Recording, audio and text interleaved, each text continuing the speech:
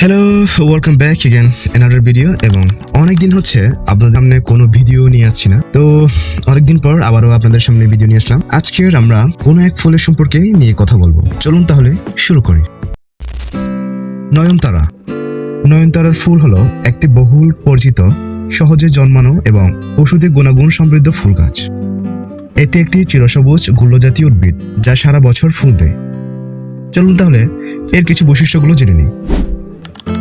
নয়নতারার আদি নিবাস হচ্ছে মাদাগাস্কার। বর্তমানে বাংলাদেশ, ভারত, পাকিস্তান সহ বিশ্বের উষ্ণ ও উপ উষ্ণ অঞ্চলে ব্যাপকভাবে দেখতে পাওয়া যায়। এটি সাধারণত সদাবাহার বা সাদাফুলি ইরিয়ঙ্কল নামেও পরিচিত।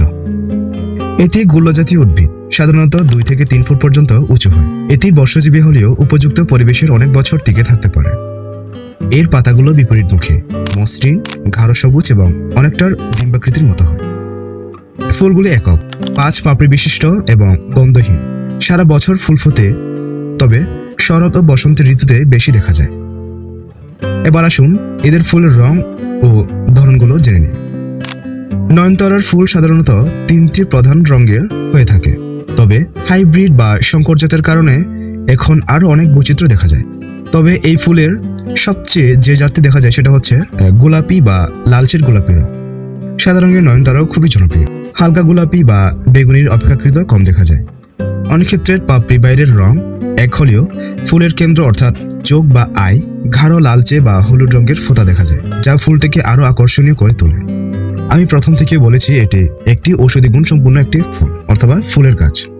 চলুন তাহলে এর ঔষধি গুণাগুণ এবং ব্যবহারগুলো কোথায় কোথায় করা যায় সেগুলো জেনে নিই। নয়নতারা শুধু শোভাবর্ধন ফুল নয়, এর বহুমুখী ঔষধি গুণের জন্য বিশ্বজুড়ে এ ব্যাপক পরিচিত রয়েছে। গাছের পাতা, মূল ও ডালের প্রচুর মূল্যবান রাসায়নিক উপাদান পাওয়া যায়। ক্যান্সার রোগের এর গুরুত্বপূর্ণ অনেক ভূমিকা রাখে। তারপর হচ্ছে ডায়াবেটিক্স, উচ্চ রক্তচাপ, বিষাক্ত ক্ষত বা ঘা, কৃমি রোগ, অন্যান্য। আধুনিক চিকিৎসার বিজ্ঞানের এর পাতা ও ফুল থেকে প্রাপ্ত উপকার বিবৃত হয়। সাদা নয়নতারার গাছের 2-1টি পাতা সকালের খালি পেটের চিবিয়ে খেলে বা পাতার রস পান করলে রক্তের শর্করার পরিমাণ নিয়ন্ত্রণ থাকে।